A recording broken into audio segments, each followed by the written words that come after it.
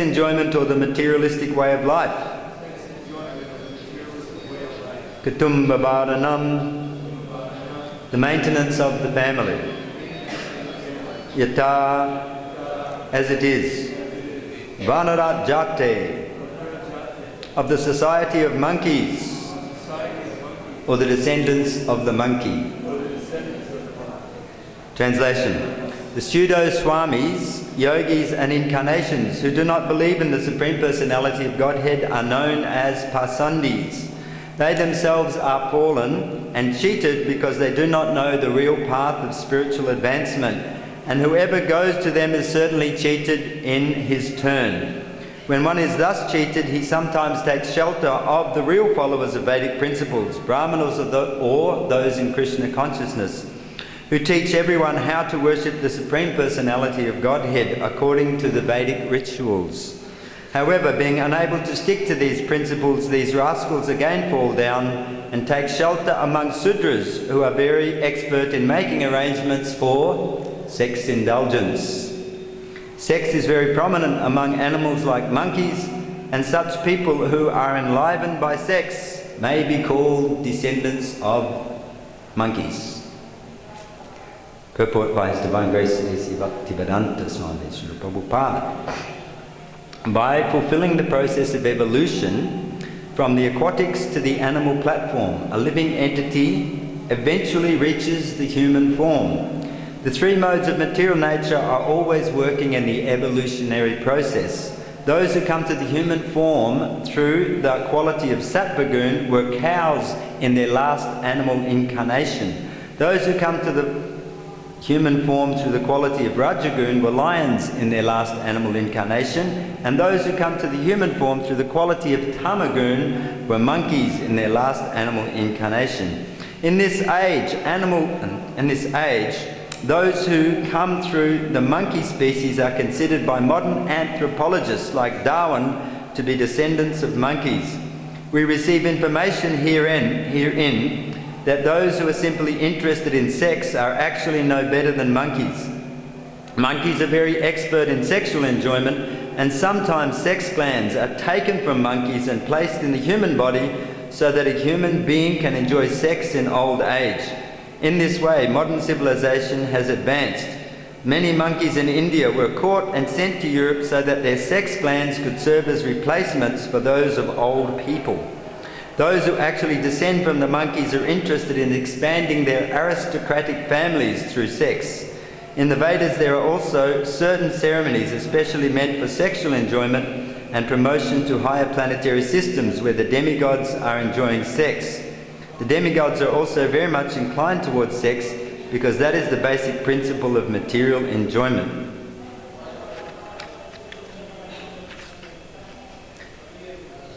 Just wondering if I could break this class in halves. It's quite a long purport there by Srila Prabhupada, and we can discuss it in two sections. Om Jnanatimadandasya Gyananjana Salakaya Chakshurunmalitam Yena Tasmai Sri Guruve Namaha Mukham Karoti Vachalam Bhangam Gayate Girim Natkivatamaham Vande Sri Gurun Dinataranam. I'd like to recite a sloka which I have to read because I don't know it. From the 5th canto, Prahlad Maharaj said, Swastyastu Vishvasya Kala Prasidatam Jayantu Bhutani Shivamato Diya Manascha Badram Bhajatad Saje Aveshitam No Matir Apyahoitaki. May there be good fortune throughout the universe, and may all envious persons be pacified. May all living entities become calm by practicing bhakti yoga. By accepting devotional service, they will think of each other's welfare.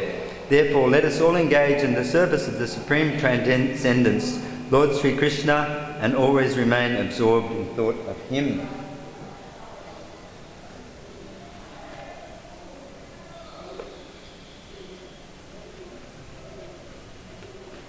Okay.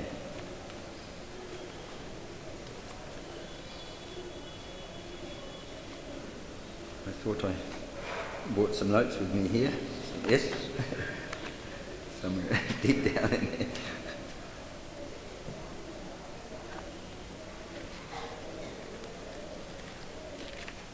Okay. Nasta prayeshu badreshu nityam bhagavata sevaya bhagavatyuttamas loke bhakti bhavati naistiki. Regularly hearing the Srimad Bhagavatam and rendering service to the pure devotee, all that is troublesome to the heart is practically destroyed to nil. Loving service to the Supreme Personality of Godhead is portrayed with transcendental hymns is established as an irrevocable fact. So Srila Prabhupada is actually, thank you very much for the opportunity to speak here in the Srimad Bhagavatam. We had many interesting and enlightening discourses over the time I've been here in the last couple of weeks, and I'd like to reiterate a couple of the salient points. Going back a little bit, Bhadranarayan Swami was giving many examples of how the living being is cheated in so many ways by his own material desires, by his social conditioning, by the corporate society, giving many examples to convince us that this world is indeed a place of the cheaters and the cheated. And following on from that aspect of the forest of material enjoyment, where the herons and the vultures, and there are so many predators ready to try and exploit the exploiter, the cheaters and the cheated. The mercantile man goes to make some profit, but he becomes the object of exploitation. And then I think Mukunda Datta Prabhu was discoursing on the subject matter of the enemies, or the insurmountable enemies that are faced. Is this a little loud? It's okay? It's echoing a little bit. The insurmountable enemies, there was a long list of them here in the Bhagavatam: lust, greed, anger. Can anyone remember some of the enemies that were listed there? Yes? Fear. Lamentation. Anger, madness, illusion. There's a big long list, and it ended by saying all of these enemies are insurmountable. And we were hearing that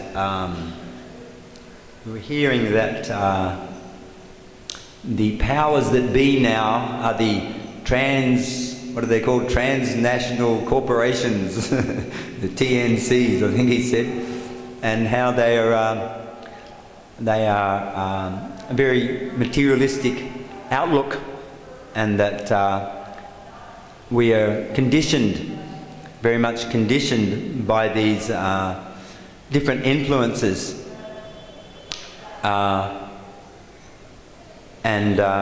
Yesterday the subject came to the time factor, how we are all under the subjugation of the time factor, and Prabhu Sarvabhauma was giving different angles of understanding that time factor in relation to the non-devotees, how time is taking away their span of life, and we had some revelation about the reality tour of the time factor, birth, death, old age and disease, and how it's an unpalatable truth. What do they call it? Something truth. Inconvenient truths of material life are there. So we were hearing these subject matters, and how the time factor is the friend, it's the form, one of the energies of the Lord, and how it supports the onward march, kamani nidahati, kintu cha bhakti bhajam, on the path of bhakti, how this form of Krishna, he's supporting, he gives whatever time is necessary for the devotee to achieve the outcome of the sojourn of so many millions of lives in the material world. So the subject now, the Forest of Enjoyment. Forest of Enjoyment is a very significant chapter in the Bhagavatam. We've been hearing for some time at length about the enlightenment of King Rahugana by Jad Bharat. And after a couple of chapters of philosophical information, advice being given by Jad Bharat, he summarized it for Maharaj Rahugana. And then after that episode, then Sukadev Goswami asked, King Parikshit asked Sukadev Goswami to summarize that information in a digestible way. And then Sukadev Goswami has given this very significant chapter, The Forest of Material Enjoyment. It's like this chapter is like a revelation of material life. We come into this material world with our aspirations like the mercantile person, seeing what opportunities are availing themselves today. But the hapless living entity is caught in the hunter's trap, and the hunter is Maya, and she has powerful weapons to frustrate or thwart any attempt to escape from this inescapable prison house of Durga. So we're hearing in this chapter about the an allegory, a representational story about the plight of every living entity, you and I, and our sojourn in a material existence, and the symptoms of the psychology or the mentality of the living entity, how he's always trying to, always hoping against hope for some happiness in the material world. But there are so many enemies already in place. So when we read this chapter, we hear how it begins that the family members, the tigress and the jackals, ready to plunder the victimized husband, and how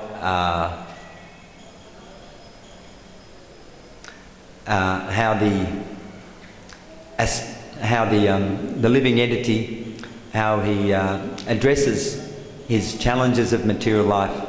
So these things are illustrated in this chapter. So it's a very significant chapter. If we read through this chapter, then it will certainly defuse.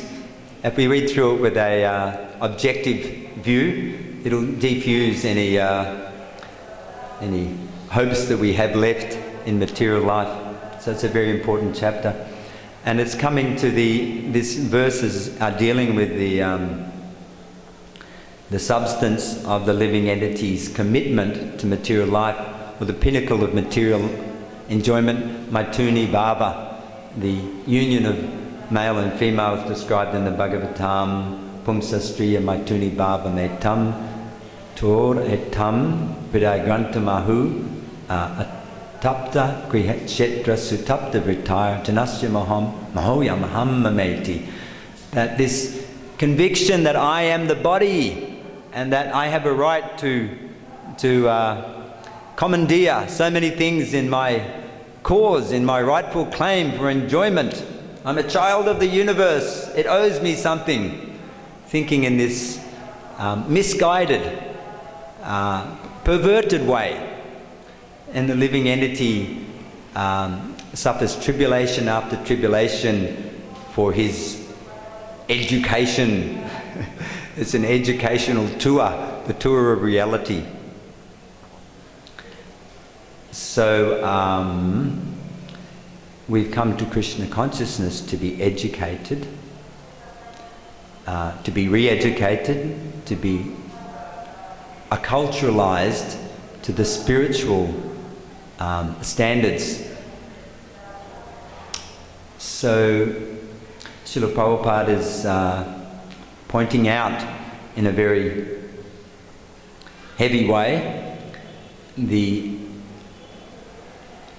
trap that even the spiritualists can fall into. Here it's described here that some people, they attempt to follow different cheap yogis and swamis. Yes, you can become all you can experience your potential in just a very short time for a very small fee. Probably many of us have been through the scenario of the cheating swamis, yogis and gurus. The mantra that's never been heard before for only $30 was being toted when I was a youth. But it didn't do much, so we went back to the dealer. So we tried many of these schools, and eventually we came to Krishna consciousness by some profound good fortune. So in the process of assimilating Krishna consciousness, there is a little price, a little more than $30. Prana Diya Vakya, what is it? Prana Artha Diya Vakya. Krishna wants your whole life, all your money, all your intelligence. You have to give up your brain power, and he wants you to continually speak about him. This is a small price, and we can become Krishna conscious and go back home to Godhead. So when we find out about this price, sometimes we thought it was just like the new Bhakta leader said, oh yeah, just chanting a little, taking prasadam, eat your way back to Godhead. Irresistible. So, but you have to do a little seva, Prabhu. Jai Sisi Gauratai, Sisi Krishna Balaram, Sisi Radha Shyam, Lalita Vishaka Ki Jai. So the real price is that we have to give up the desire for sense gratification, and it's very, very deeply rooted, and it's going to take a very, very committed endeavor to transfer the consciousness, the quality of the consciousness from karma to prema. It's a very significant change. Srila Prabhupada writes that changing the metita into a lover of God is a very difficult job. Prabhupada was saying, like cleaning the coals. He's taking base metal, iron, and he's offering to make the beautiful heart of the devotee. So the nature of the beautiful heart of the Vaishnava is very soft and very compassionate.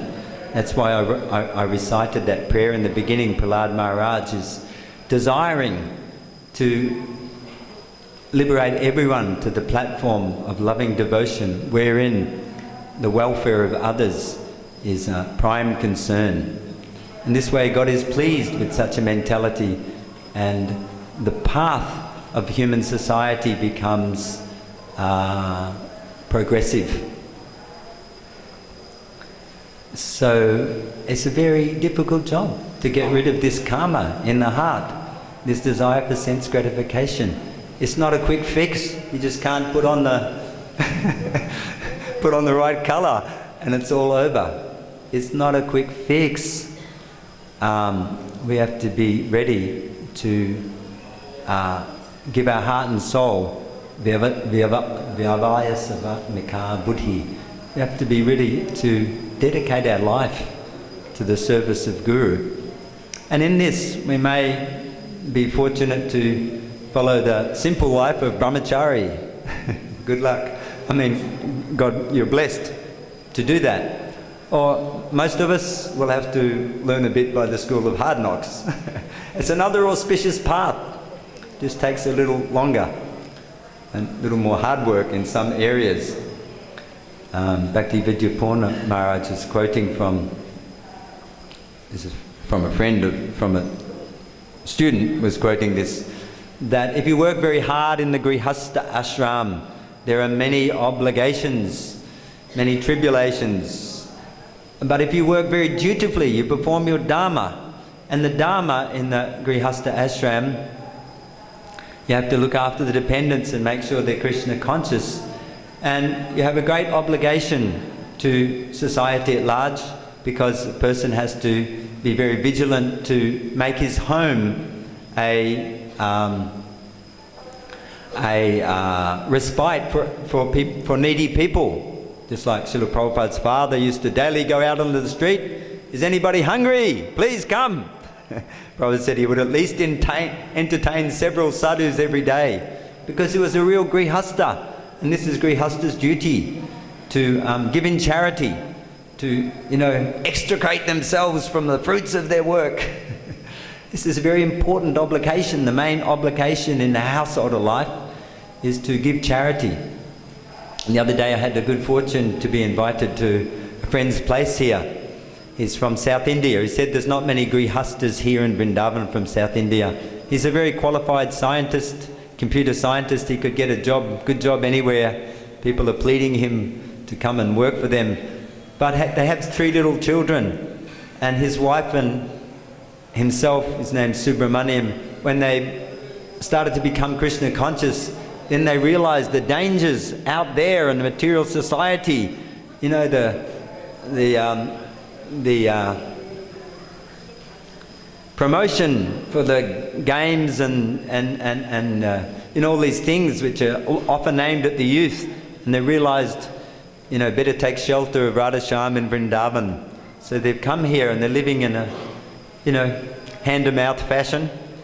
And Mataji, she said, been here for 3 years. She said it's very difficult sometimes. Radharani, she wants to see if the devotees are sincere.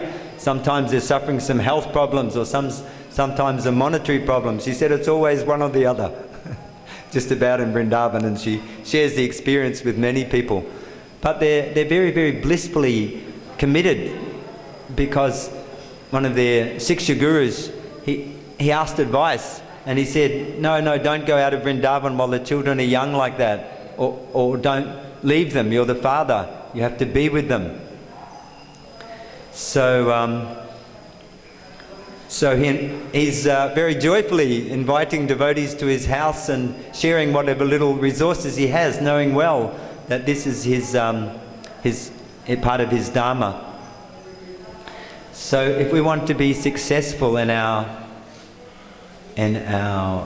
aspirations in Krishna consciousness, then we have to follow the regulations of Dharma. The point was that Bhakti Vidyapurna was apparently quoting, is that when you follow your duties very nicely in the Grihastha Dham, ashram, then what is the reward? The reward is you get free from sex life. That's the reward. And Prabhupada says if you become free from sex life, you're practically liberated. A big portion of the job is done. So, while I was at the retreat recently, I was staying with a very good friend, well-wisher, and he was testing my knowledge a little bit, knowing that I've come out of the Grihastha ashram. He said, how do you help your wife become free from lust? Or how do you become free from lust in the Grihastha ashram?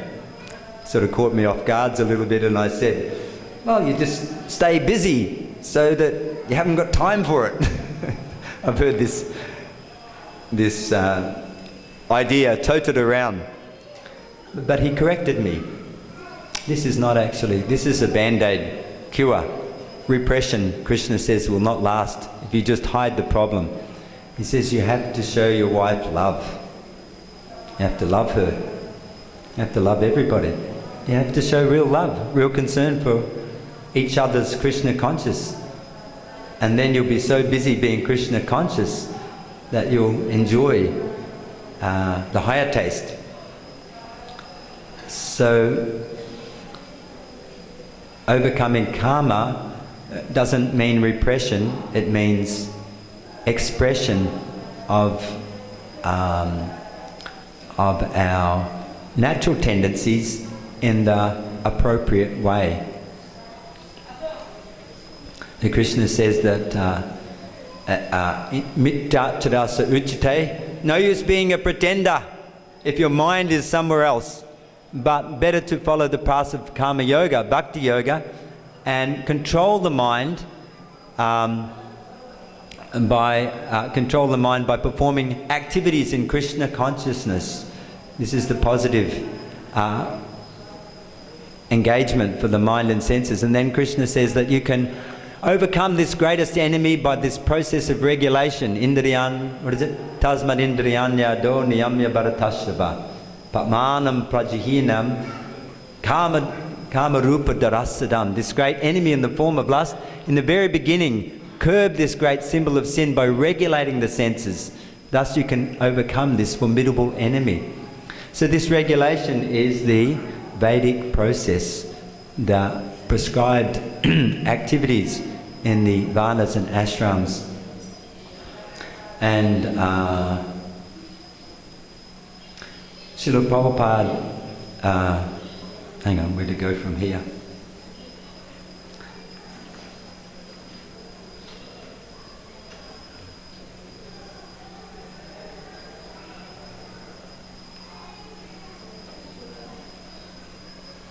All right.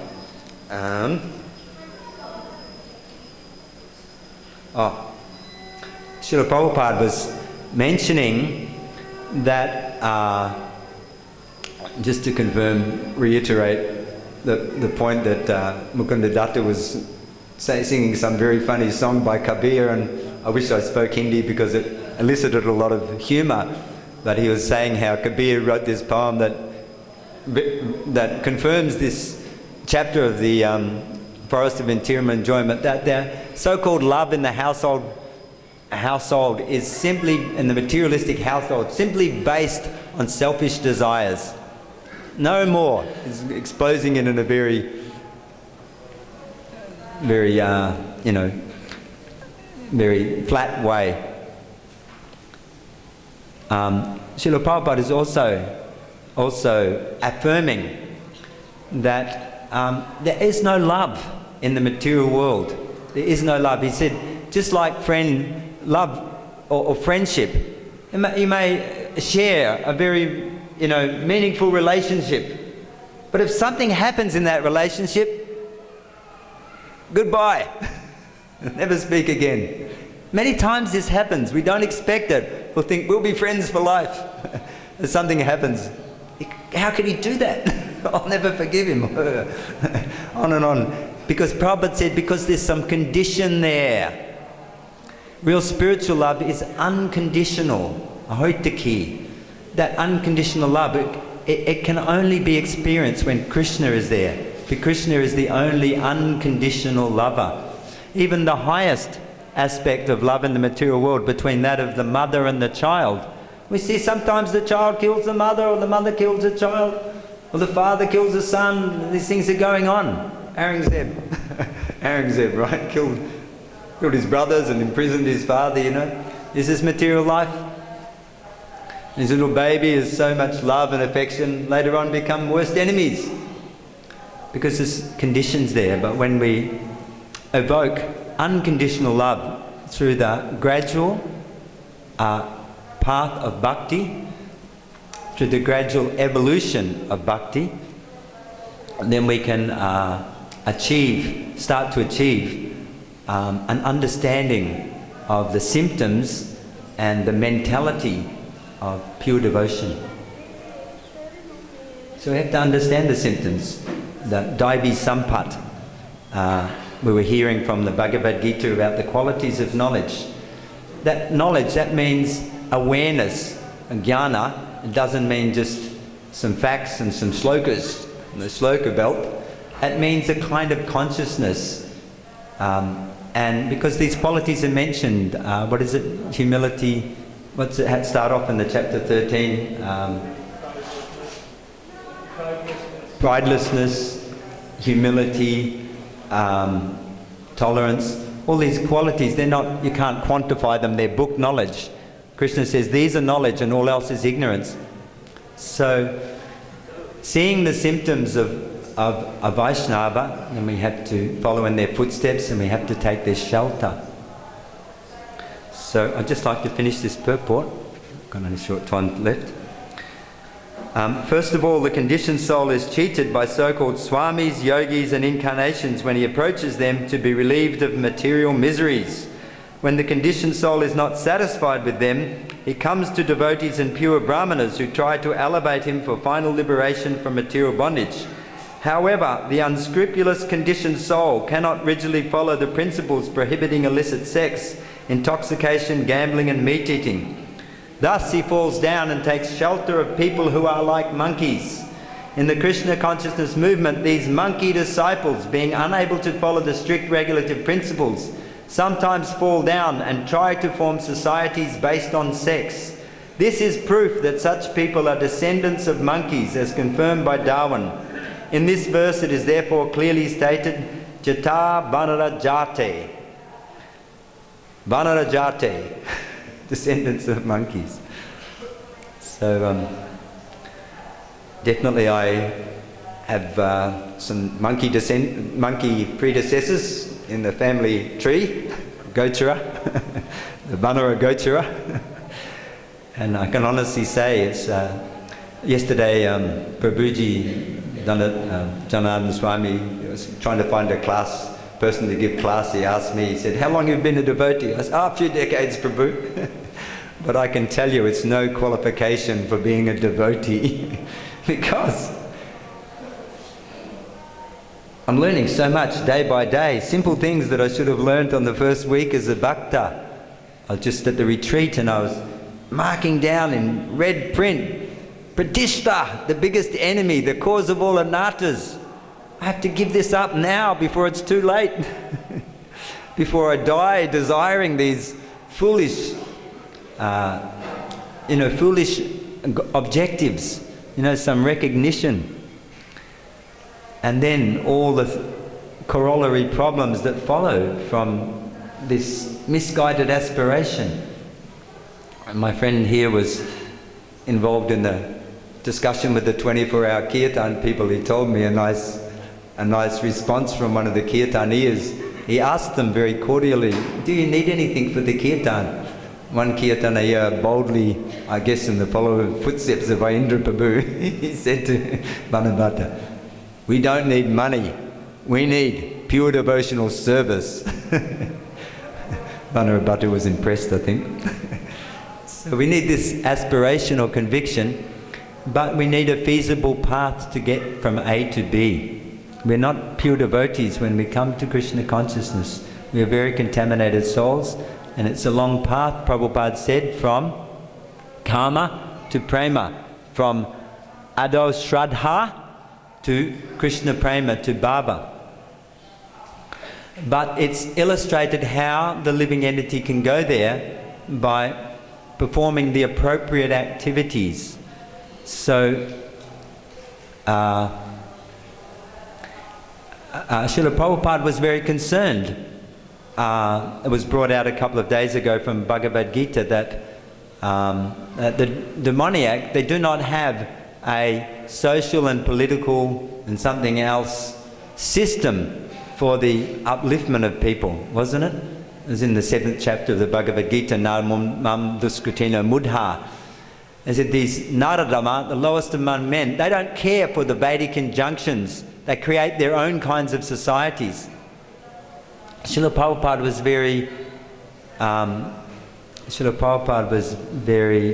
concerned that we incorporate the principles of the Vedic society, of the Varnashram Dham, so that we can progressively attain the goal. And the devotees were questioning Prabhupada when he was talking about Varnashram Dham at different times, saying that, but this is for the karmis, we're devotees. Prabhupada says, where are the devotees that are chanting Akhanda Kirtan, chanting 24 hours the holy name? No, they're falling down to monkey life many times. Therefore, you can find in Prabhupada's last purports in the Bhagavatam, in the 10th canto, chapter 14, Brahma Vimohan Lila, Prabhupada is recommending that Varnashram system for the upliftment of society to the Sattva platform. The Sattva platform is so conducive. And Srila Prabhupada was so much inspired to develop farm communities just to bring people a little bit out of the Raja and Tamas to a position where they could work in Sattva. Sattva is also a kind of shackles, but it's an auspicious platform to begin our devotional service. And it's interesting, while I was while I was looking for that prayer by Prahlad Maharaj, I came across, I was just flicking through a few later chapters in this 5th canto, and 18:9. I just accidentally came upon a verse where Narada Muni is offering his prayers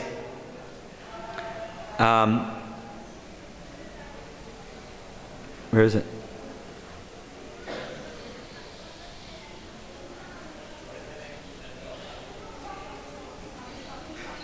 (18:9). I thought I had the right verse here. Whoops. Sorry. Get it? Don't worry. Try again. Okay, 18:9. I think it's this one. 19:10, sorry. Anyway, almost had it. Okay. Okay, there's a verse here. It says, in his own book known as Narada Pancharatra, Bhagavan Narada has very vividly described how to work to achieve the ultimate goal of life, devotion, through knowledge and through execution of the mystic yoga system. He has also described the glories of the Lord, the Supreme Personality of Godhead. The great sage Narada instructed the tenets of this transcendental science literature to Sarvani Manu in order to teach those inhabitants of Bharatvash who strictly follow the principles of Varnashram Dham how to achieve the devotional service of the Lord. Thus Narada Muni, along with the other inhabitants of Bharatvash, always engages in the service of Narayan, and he chants as follows. So Srila Prabhupada mentions the importance of Varnashram in the purport there. And actually we can't avoid Varnashram because we have a society of men and women. That's the Varna, the women's ashram, and the duties of the women's ashram pointed out by Narada Muni. And it's a very important part because the women's energy is a very potent, powerful energy. Kapila Muni, he says that the form of woman is like personified Maya for the man. And what man cannot be bewildered by the personified energy of the Lord unless he is blessed. Just like we said, the Grihastha, if he performs his duties the whole life nicely, then he may be blessed. Prabhu, you please serve the Lord. He may be blessed. It's the same way, all men. We're coming from mother. We have to be blessed by the mother. Therefore, real knowledge. Srila Prabhupada quotes many times from Chanakya, Matravat Sava Pareshu, Lastravat Paradravyeshu, Atmavat Sava Bhutteshu, Pasyanti Sa Pandita. A real person of knowledge sees every woman as a mother. He doesn't lust after other people's property, and he treats others as he would have treated themselves. So this point of motherhood in our society has to be brought back. I think I've been hearing my nice sister Devaki doing some seminars. I've heard that she's doing some seminars pointing out this point to our ladies in the society and to the men also. Then when we have the proper role models, when the men revere the motherhood of women, they become an auspicious energy for the men. And this is something that's missing in society, this relationship of being blessed by the mother. We have a society based on exploiting the mother, and this transnational corporative world domination knows very well that if you agitate the young mind with sex life, objects of the sex, they'll be easy to control. If the mind is completely agitated from a young age, then you can manipulate people because they'll have nothing else on their mind. Number one hit on the Google engine is sex. By anything. It's all what's going on in the ether. So it's not so important, but it's been made paramount importance. It's in your face. You can't escape. You have to transcend by Krishna consciousness, by sincere Krishna consciousness. So there was a nice prayer being quoted by Bhakti Vinod, by Satyananda Maharaj. He's quoting this beautiful prayer that every devotee should pray, that for so long, my dear Lord, I have ignored you. Today I am turning to you as your serious and sincere servant. Please accept me. By the nature of the prayers of devotees, we can understand the heart of the devotee. So today is the appearance day of a great devotee, follower of Srila Prabhupada, Radhanath Swami. I've never had any personal sangha there, but I was very inspired to read his book, how he was travelling through Afghanistan and one lusty lady tried to seduce him. Have you read the book? A wonderful story. Maharaji, penniless, trying to get to India, and he ended up in Afghanistan somewhere, in Kabul, and some person invited him to their house, some lady, but she turned out to be a lusty witch. She had a big servant and she tried to seduce Radhanath Swami, and he had to run for his life. I was wandering around Afghanistan about the same year looking for that lady. What he was running away from, I was looking for. So it's taken a long time to appreciate the reality of this witch called Maya. So another great soul is Siksha Guru for me is Bhakti Tirtha Swami. And we're all trying to get liberated. We don't want to be shackled. Arjuna didn't want to be shackled by so many obligations. We're all trying to get liberated from the trappings of the mind. So in his prayers called the Beggar, Bhakti Tirtha Swami was illustrating the un-Vaishnav mind hiding beneath. He said that the disciple, he approaches the Guru. When will I be liberated? When will I go back to Godhead and enjoy my relationship with Radha and Krishna? And the Guru, he responds, see that lady over there with the little children, with no house and no husband? When you're willing to take her position, then you'll be ready. In so many ways, Maharaj, you read that book, The Beggar? In so many ways, he shows so many unfortunate persons, and he says to the disciple, when you're willing to share their burden, then you have the Vaishnav heart. These are nice lessons. Actually, one time Maharaj Bhakti Tirtha, he wrote in his Vyasa Puja to Prabhupada, he wrote that, we have distributed so many books, Srila Prabhupada. And Prabhupada said, yes, but have you conquered sex life? And he said, but Prabhupada, we have made so many devotees. And Prabhupada said, yes, but have you conquered sex life? And Prabhupada said, and Bhakti Tirtha said, Prabhupada, we have opened so many temples. And Prabhupada said, yes, but have you conquered sex life? So, externally we may do many things, but this is a affair of the heart. We actually have to come to this pure heart of desiring the mood of the Vaishnava. Kabe habe bolo se dinama. When with a meek heart will I set out to entreat others to chant the holy name, to read the Bhagavatam. When in this way, overcoming offences, will the taste for the name come. So to help that taste come, when we live in a nice society of like-minded souls, that can be very supportive and very inspirational. So as I said before, Srila Prabhupada had an aspiration to develop some Vedic communities where we can live peacefully and we can demonstrate what we talk about. So I'm very fortunate. I live in Australia. We have a nice farm. We're trying to develop that. And I've seen one thing, that when people come to our farm, who is the best preacher?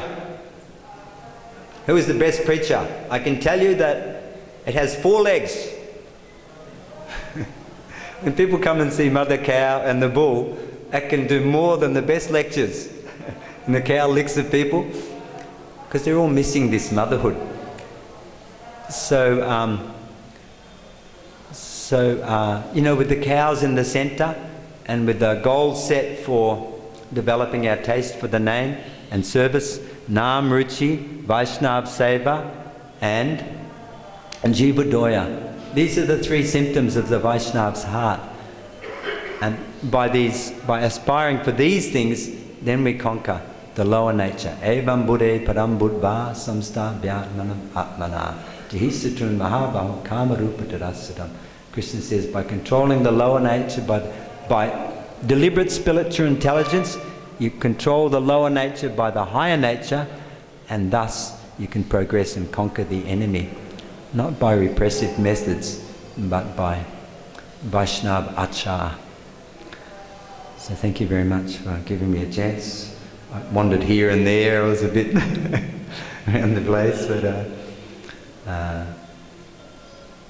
maybe someone has some comment or question.